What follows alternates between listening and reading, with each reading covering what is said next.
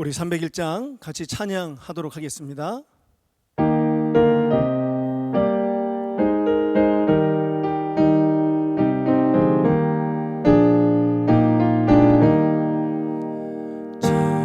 지금까지 지내온 것 주의 크신 은혜라.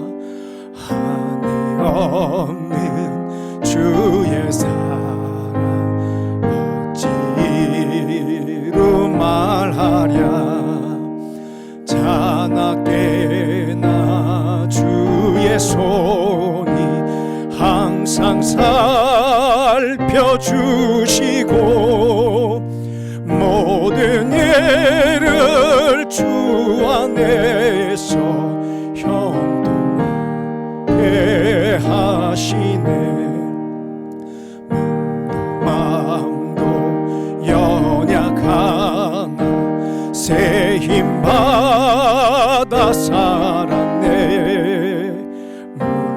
물듯이 부으시는 주의 은혜 족하다. 사랑 없는 거리에나 험한 산길에 맬 때 주의 손을 굳게 잡고 찬송하며 가리라. 주님 다시 배올 날이 날로 날로 다가와. 무거운 짐 주께 맡겨 벗을 날도 멀잖네. 나를 위해 예비하신 고향 집에 돌아가. 아버지의 품 안에서 영원토록 살리라. 아멘. 오늘 말씀은 요한복음 2장 11절 1절에서 11절까지의 말씀입니다. 신약 144쪽 요한복음 2장 1절에서 11절까지의 말씀을 같이 봉독하도록 하겠습니다. 사흘째 되던 날 갈릴리 가나에 혼례가 있어 예수의 어머니도 거기 계시고 예수와 그의 제자들도 혼례의 청함을 받았더니 포도주가 떨어진지라. 예수의 어머니가 예수에게 이르되 저들에게 포도주가 없다 하니 예수께서 이르시되 여자여 나와 무슨 상관이 있나이까. 내 때가 아직 이르지 아니하였나이다. 그의 어머니가 하인들에게 이르되 너희에게 무슨 말씀을 하시든지 그대로 하라 하니라. 거기에 유대인의 정결 예식을 따라 두세 통 드는 돌 항아리 6이 놓였는지라. 예수께서 그들에게 이르시되 항아리에 물을 채우라 하신즉 아기까지 채우니 이제는 떠서 연회장에게 갖다 주라 하심에 갖다 주었더니 연회장은 물로 된 포도주를 맛보고도 어디서 났는지 알지 못하되 물도온 하인들은 알더라. 연회장이 신랑을 불러 말하되 사람마다 먼저 좋은 포도주를 내고 취한 후에 낮은 것을 내거늘 그대는 지금까지 좋은 포도주를 두었도다 하니라. 예수께서 이 첫 표적을 갈릴리 가나에서 행하여 그의 영광을 나타내심에 제자들이 그를 믿으니라. 아멘. 오늘 말씀을 나누는 우리 성도님들의 가정 가운데에 하나님의 놀라운 은혜가 풍성히 임하기를 주님의 이름으로 간절히 축복합니다. 오늘 말씀은 가나의 혼인잔치에 관한 내용입니다. 잔치집에는 보통 두 가지 특징이 있습니다. 첫 번째는 흥에 겹다는 것입니다. 잔칫날 특별한 경우가 아닌 이상 잔치집의 주인공이 슬퍼하거나 애통해하는 경우는 거의 없습니다. 잔치 그 자체가 기쁨이기 때문입니다. 오늘 말씀의 갈릴리 조그만 마을 가나에서 혼인 잔치가 열렸습니다. 잔치에 참석한 사람들은 모두 흥에 겨워 즐거워하였습니다. 그러나 그때 문제가 생겼습니다. 바로 포도주가 떨어진 것입니다. 포도주가 떨어졌다는 것은 보통 일이 아니었습니다. 포도주가 떨어졌다는 것은 그 잔치의 파장을 의미하는 것이기 때문입니다. 이제껏 정성으로 손님을 대접한 모든 노력이 허사로 돌아가고 오히려 원망을 받을 판이었습니다. 참으로 난감한 상황이 아닐 수 없습니다. 이처럼 모든 사람들이 즐거워하고 기뻐하는 곳에서도 문제가 있기 마련이라는 것이 우리에게 주는 첫 번째 메시지인 것입니다.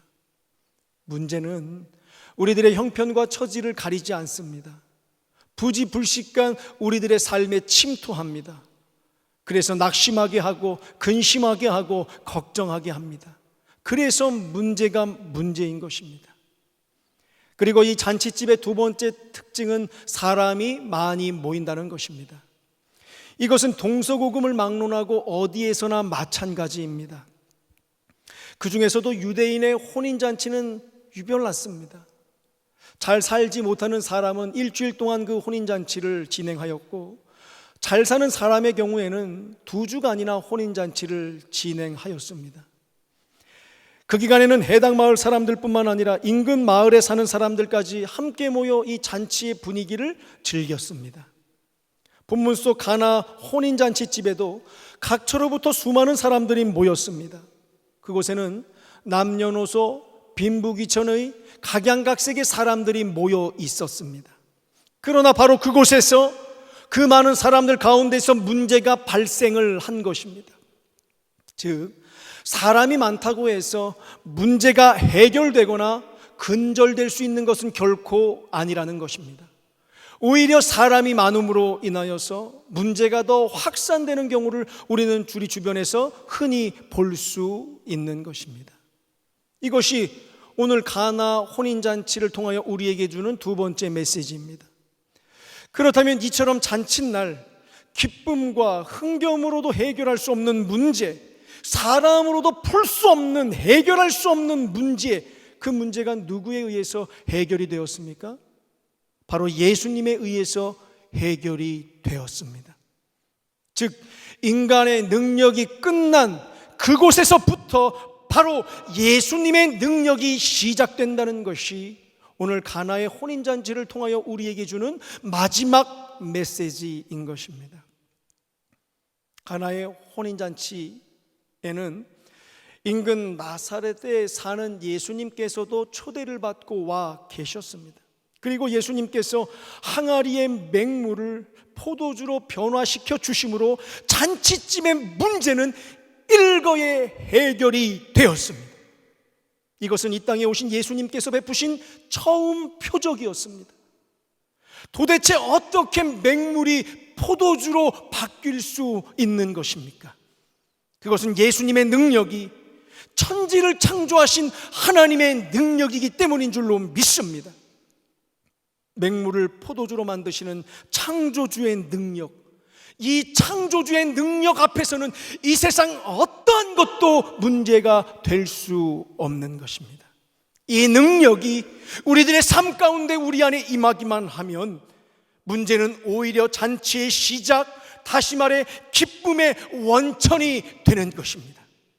저는 이러한 축복이, 문제가 잔치의 시작으로 바뀌고 문제가 기쁨의 원천으로 바뀌는 이 예수 그리스도의 축복이 코로나 바이러스로 인하여 지쳐있는 우리 성도님들의 가정 가운데, 삶 가운데 동일하게 임하기를 주님의 이름으로 간절히 축복합니다.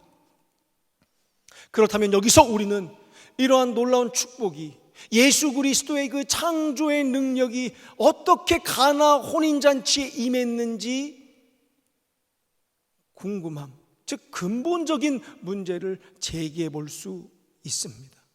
어떻게 가나의 혼인잔치에 예수 그리스도의 창조의 능력, 문제 해결의 능력이 임하였습니까? 그것은 바로 단 하나, 바로 그 자리에 예수님을 알고 예수님의 능력을 믿고 확신했던 사람이 있었기 때문입니다. 그곳에 모인 무리들 중에는 예수님이 누구신지 제대로 아는 사람들이 없었습니다. 함께 있었던 예수님의 제자라 불리는 사람들조차 예수님의 공생의 초기였기에 예수님께서 어떠한 분이신지 정확히 알지 못했습니다. 그러나 그 가운데 한 사람만은 예수님을 그리고 예수님의 능력을 바르게 알고 있는 사람이 있었습니다. 바로 예수님의 어머니 마리아였습니다. 마리아는 예수님께서 처녀인 자신의 몸속에서 성령님의 능력으로 잉태되었기에 예수님께서 하나님의 아들이신 줄 이미 알고 있었고, 하나님의 아들이심을 알았기 때문에 예수님과 예수님의 능력을 온전히 믿고, 그 가나 혼인잔치에 문제가 발생했을 때 그 문제를 해결해 달라고 예수님께 찾아가 요청할 수 있었던 것입니다. 마리아에 대한 그 예수님에 대한 믿음, 예수님의 능력에 대한 확신이 문제 해결의 실마리가 된 것입니다. 많은 사람들, 수많은 사람들이 해결할 수 없는 부지불식간에 찾아오는 문제의 실마리가 바로 이것인 것입니다. 이것은 너무나 중요합니다. 아무리 내가 예수님을 믿는다고 입술로 고백할지라도 내 마음 가운데 나와 지금도 함께 하시는 예수님을 온전히, 그 예수님의 능력을 온전히 믿지 못한다면 예수님과의 진정한 관계는 맺어질 수 없는 것입니다. 내 삶 가운데 믿지 않는 자들과 구별된 놀라운 은혜의 능력이 일어날 수 없는 것입니다. 내 안에 닥친 문제가 해결될 수 없는 것입니다. 오직 전적으로 신뢰하는, 나와 다르신 능력의 예수님을 믿는 믿음만이 예수님과의 관계를 가능하게 하는 원동력이요, 우리들의 삶 속에 예수님의 능력을 꽃피우는 터전이 되는 줄로 믿습니다. 사랑하는 성도 여러분, 입술로만 예수님을 믿는다고 고백하는 것이 아니라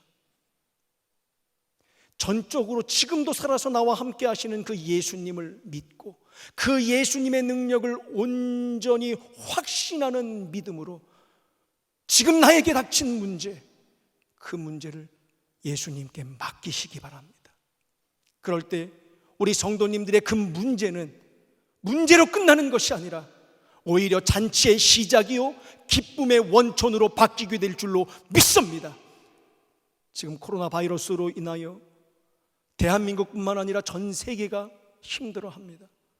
이 문제 사람이 온전히 해결할 수 없지만 우리가 기도하며 예수님께 온전히 이 문제를 맡겨 올린다면 이 지금의 이 코로나 바이러스로 인한 문제는 문제로 끝나는 것이 아니라 합력하여 선으로 이루시는 놀라운 은혜로 기쁨의 원천이요 잔치의 시작으로 우리들의 삶 가운데 변화되어 이루어질 줄로 믿습니다. 그러한 놀라운 예수님을 믿고 그 예수님의 능력을 온전히 확신하는 믿음으로 지금의 이 상황을 이겨내는 우리 성도님들 모두가 되시기를 주님의 이름으로 간절히 축복합니다. 기도하겠습니다. 사랑의 하나님, 지금도 나와 함께 하시는 그 예수님을 믿고 그 예수님의 능력을 온전한 믿음으로 확신하며 믿음으로 말미암아 지금 나에게 주어진 문제를 아버지 하나님께서 기쁨의 원천이요 잔치의 시작으로 바꿔주시는 축복의 주인공이 바로 우리가 되게 하여 주시옵소서. 말로만 예수님을 믿는다고 고백하지 않게 하여 주시고 문제가 닥쳤을 때 그 문제로 인하여 낙심하지 않게 하여 주시고 이 문제를 온전히 예수님께 맡길 때 이 문제는 합력하여 선으로 나에게 이루어지는 것이구나, 잔치의 시작으로 바뀌게 되는 하나님의 축복이구나 라는 깨달음이 우리 성도님들의 삶 가운데 이루어지고 그러한 깨달음이 하나님의 놀라운 은혜 가운데 삶으로 경험되어 많은 사람들이 우리 성도님들의 삶을 통하여 예수님의 살아계심이 드러나게 하여 주시옵소서.